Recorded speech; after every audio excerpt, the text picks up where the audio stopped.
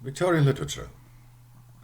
Said in the last installment that the novel is the predominant genre, at least as far as sales are concerned. But this doesn't mean that the novel is always a very high literary genre.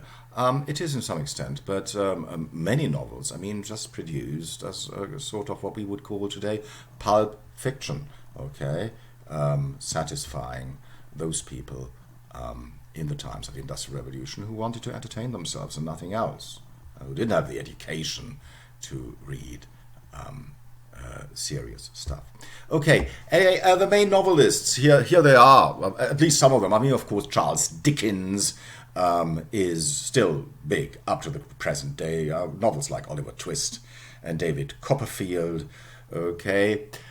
George Eliot, a woman, by the way, who gave herself a male alias to sell more novels because, you may sell better in Victorian times.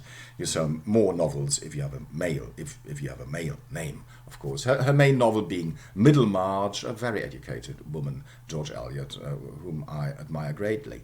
William Thackeray, who wrote Vanity Fair, still used these days as a point of reference for a lot of allegories, Vanity Fair, and so on. Great films, makes a lot of sense. Okay, Thomas Hardy, Tess of the D'Urbervilles, and the Mayor of Casterbridge, for example. Very well known, Thomas Hardy. Emily Bronte, one of the three Bronte sisters, okay, Wuthering Heights, a very gothic Victorian novel, very gothic, and a great read, one of the greatest novels ever written. Her sister, Charlotte Bronte, who wrote Jane Eyre, which is, if you want to know about utilitarianism and the educational system in Victorian times, turn to Jane Eyre, the story of a young girl and how she, and so on. And Elizabeth Gaskell, who wrote social problem novels, predominantly North and South of Mary Barton, novels set in Manchester at the time of the Industrial Revolution, and who give you some idea how hard life was if you were a worker in the north of England. What you see here is, of course, there are just as many women as men on this list. And yes, of course, the tendency which has started already in the 17th and 18th century is becoming stronger and stronger, that women are more and more not only readers of fiction, but also producers of it. And of course, they need not fear any comparison with their male colleagues. Okay, so some of the novels here you may want to read. What is the Victorian novel like? The Victorian novel, usually, most of them big tomes, okay, because they were serialized. Some of them in newspapers, of course, or in a lot of volumes, which you then borrowed from the library one by one. The thing is that the Victorian novel, yes, takes up a lot of the real conditions in England in the time of the Industrial Revolution, Dickens' Hard Times, for example, and others, and in a way that the Victorian novel more and more focuses on character than on plot. Novels of the 18th century, very plot-ridden, okay, fast pacing. Something going on. The Victorian novel very much pays a lot of attention to depicting character. Okay, this you already see by the titles. David Copperfield, Jane Eyre, and Oliver Twist, and so on. Mary Barton. Yeah, those characters are important. They have a closed ending. Okay, which means they have an ending, and everything is settled for the better or worse, but there is an ending, something which you won't have anymore in modernism later on. Okay, usually omniscient narrators for the first time. Loads of third-person narrators, particularly Charles Dickens. Yes, and still going strong. All of these, more or less. If I look at them, yes, turned into major motion pictures. All of them. All right. So, yes, the novel is going strong, and for the first time, the novel becomes the predominant literary genre, at least as far as sales are concerned. This does not mean that you don't have poetry, and I would like to read one poem with you here, or more than one, but this one now.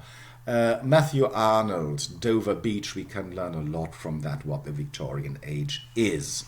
Okay, Matthew Arnold, Dover Beach. The important thing is, here you see a picture of Dover Beach. You see the white cliffs of Dover on the left. The sea is there.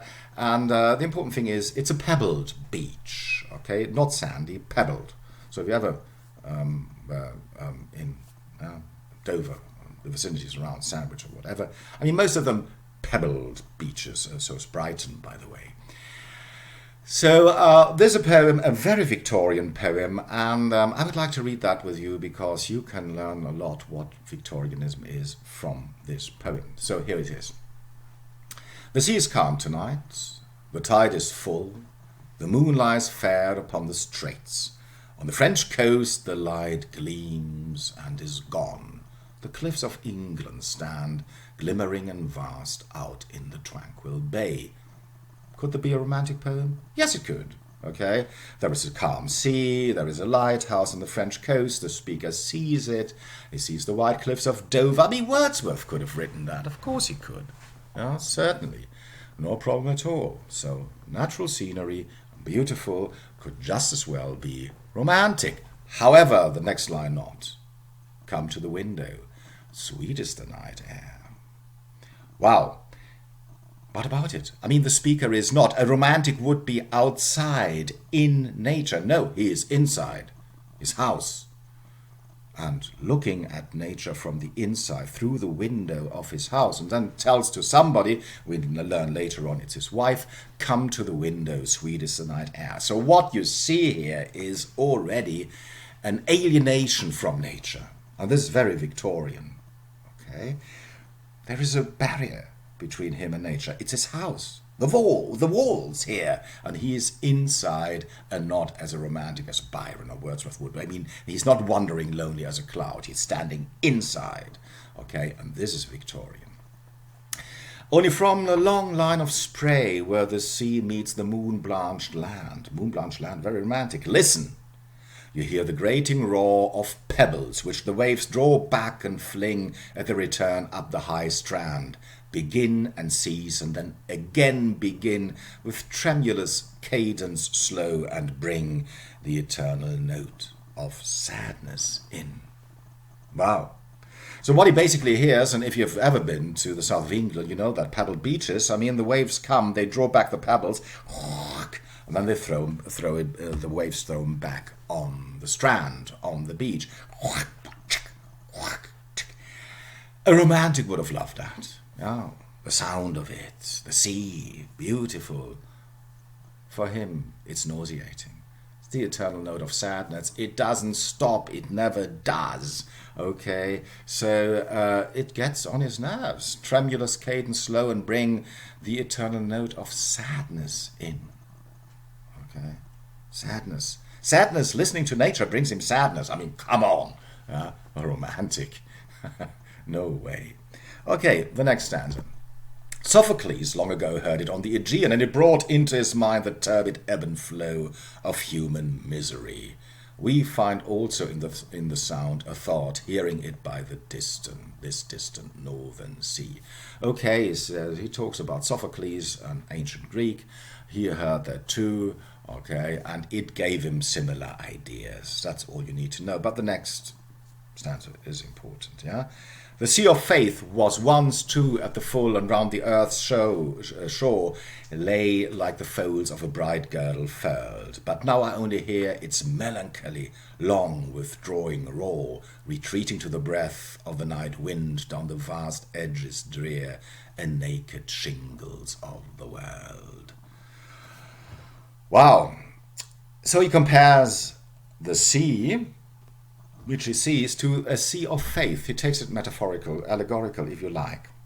And he says, once the sea of faith encompassed, included this island as does the sea now. But now, as the sea is withdrawing, okay, low tide, faith is withdrawing. Now I only hear its melancholy, long, withdrawing roar, okay, on the naked shingles of the world. And this is actually something which is true, okay. In Victorian times, of course, religious faith is declining, as is the case with most industrial societies. Yeah? Once industry becomes big, utilitarianism and so on, religious faith is declining and going more or less down the drains. And up to the present day, you see, I mean, that rural areas, of course, are a lot more religious than urban areas. So urbanization, industrialization goes along with withdrawing of religious faith. And this is what he bemoans. Yeah, Matthew Arnold says, I mean, once there was faith, there is no faith anymore. Okay, the long withdrawing raw naked shingles of the world. What remains for us to do? Our love. Let us be true to one another, for the world, which seems to lie before us like a land of dreams, so various, so beautiful, so new, hath really neither joy, nor love, nor light, nor certitude, nor peace, nor help for pain. And we are here as on the darkling plain, swept with confused alarms of struggle and flight, where ignorant armies clash by night. Wow. So what remains there to do? Let us be true to one another. Okay, that's what he says. I mean, let us be true to one another, because, I mean, everything doesn't mean anything anymore. The world seems to lie before us like a land of dreams. So beautiful, but love and light and certitude and peace, all that is gone, and all that remains for us to do is be true to one another. Okay, and be on this and we are on a darkling plain. I mean, these are all metaphors for his times, yeah. Struggle and flight where ignorant armies clash by night. What he is referring to in the last line, nobody knows. Yeah, is it war that's coming? We don't know. Yeah, but it's an image, of course, which is not beautiful anymore, and this is the situation right now. Nature has lost her appeal entirely. Okay, it's withdrawing. And all that remains for us is, let us be true to one another.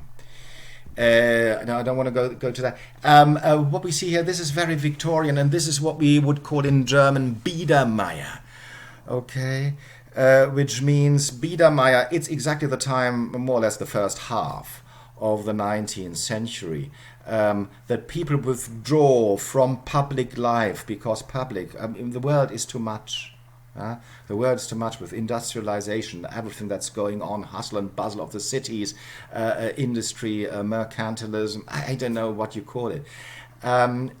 You withdraw to the private of your home and look after your family, and you all know these pictures of Victorian families. Okay, husband with a mustard and woman with her umbrella, and the little children, the girls and boys, yeah, in sailors' uniforms, what have you. I mean, this is what the Victorian age is. Germany, the same thing. Biedermeier, yeah, not going out anymore, not going out into nature, withdrawing to the quiet of your home or to the nucleus of your family and trying to get some strength from there, because the world outside hasn't got any meaning anymore. It's alienated. It's industrial. It's not to be coped with. Okay, Biedermeier. Yes, and this is exactly the Biedermeier poem, and this is what Victorian times is. Okay, right. Stop here.